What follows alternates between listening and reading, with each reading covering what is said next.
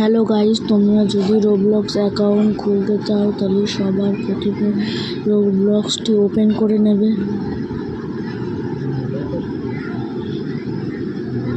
তারপরে ক্যারেট অপশানে টিপে যে কোনো একটি র্যান্ডাম নাম্বার চুজ করে নেবে। আমি আমার জন্মদিনের তারিখটি চুজ করে নিলাম।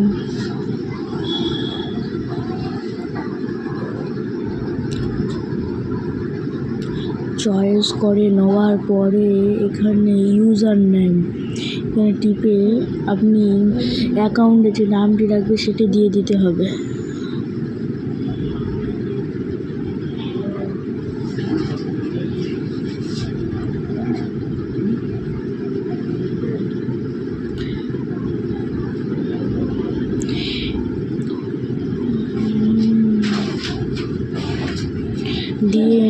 দিতে হবে।